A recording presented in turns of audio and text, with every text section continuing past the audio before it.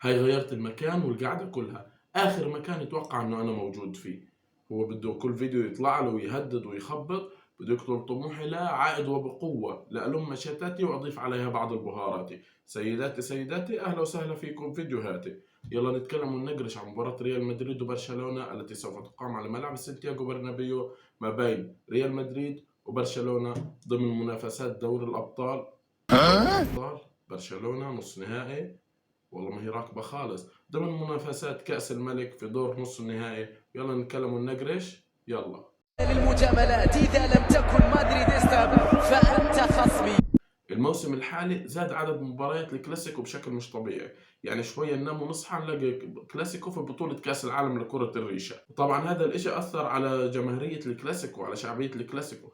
أثر إيجابي طبعا. أنتوا فاكرين بدي أقول إنه أثر سلبي؟ أنا لو بدي أنام وأصحى كل يوم أشاهد الكلاسيكو بقولش لا، إنه الكلاسيكو يا سادة. أنا من وجهة نظري إنه بكرة إن شاء الله حنشاهد من أمتع مباريات الكلاسيكو، والسبب الأساسي هو الوضع السيء للفريقين. يعني ريال مدريد ما عنده استقرار لاعبين من ناحية الإصابة، وعنده بعد فارق 7 نقاط عن برشلونة في الدوري. وبرشلونة جاي من هزيمة من مانشستر يونايتد في الدوري الأوروبي، وهزيمة من الميريا في الدوري الإسباني. قلص الفارق، بدل ما يوسع الفارق ل10 نقاط بقي الفارق 7 نقاط. فبالتالي ارتبكت حسابات برشلونة وتخربطت. وبكرة إن شاء الله هاي الحسابات كلها ما بيكون لها أي علاقة في الكلاسيكو. في الكلاسيكو بتشوف بطولة تانية، بتشوف دوري تاني، كل الحسابات هذه بتنمحي قدام الكلاسيكو. بس منطقيا فرصة ريال مدريد بالفوز بالكلاسيكو أكبر من فرصة برشلونة. يعني إصاباته أخف، تأثير إصاباته على الفريق أقل، حيلعب في ملعبه في سانتياغو برنابيو، لاعبين ما عليهم هالضغط الإداري أو الضغط الجماهيري الكبير زي برشلونة. فبالتالي فرصة ريال مدريد للفوز في المباراة أكبر من فرصة برشلونة.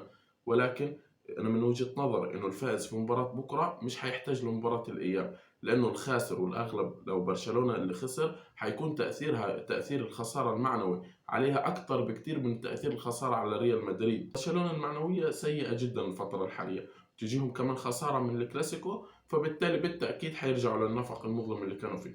احنا شفنا برشلونة كيف بعد فوزهم في السوبر الإسباني وبعد فوزهم في مباراة الكلاسيكو اللي هي نهائي السوبر الإسباني، كيف أدتهم دفعة قوية للفريق. لكن هزيمة من مانشستر يونايتد في الدوري الأوروبي وخروج مبكر، هزيمة بعدين من الميريا من أضعف فرق الدوري الإسباني، هاي أثرت عليهم بشكل كبير. غياب ديمبلي، غياب ليفاندوسكي، غياب بدري، هاي الأمور حتأثر بشكل كبير بكرة في المباراة. بس برجع وبقول هذا الكلاسيكو يا سادة ما بأثر عليه ظروف ولا معنويات ولا غيابات ولا أي شيء. كل الأرقام تتحطم قدام الكلاسيكو.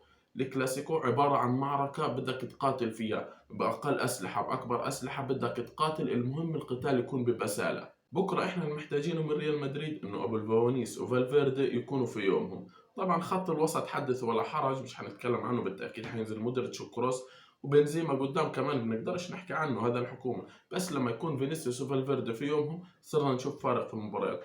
بالطرف الثاني برشلونه مش عارف مين يكون في يومه، يعني عندهم ليفاندوسكي وبدري غايبين، مين ضل ببرشلونه؟ بس برضه برشلونة بخوف، يعني عنده ما شاء الله كبشة لعيبة بيجيبوا العيد. يعني عندهم سيرجيو روبرتو، عندهم بوسكيتس، عندهم رافينيا، عندهم كوندي اللي مأدي في الدفاع عالمي.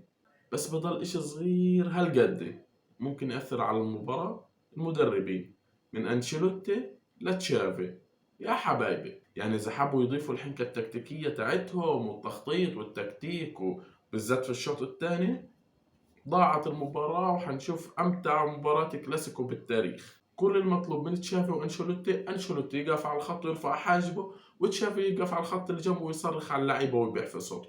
وبس خلص، أكتر من هيك لا بدنا منهم تكتيك ولا تخطيط ولا أي حاجة.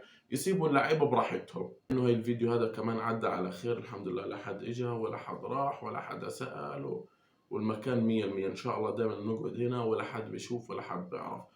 بس أنا لا أخفيكم سرا يا جماعة، أنا جاي عبالي أتوقع يعني المباراة، يعني بس بعد مباراة أتلتيكو مدريد وريال مدريد قلت توبة. بس مش عارف، في حاجة بتقولي اتوقع احكي، فأنا جاي عبالي أحكي بس مش قادر، أنا نفسي أحكي.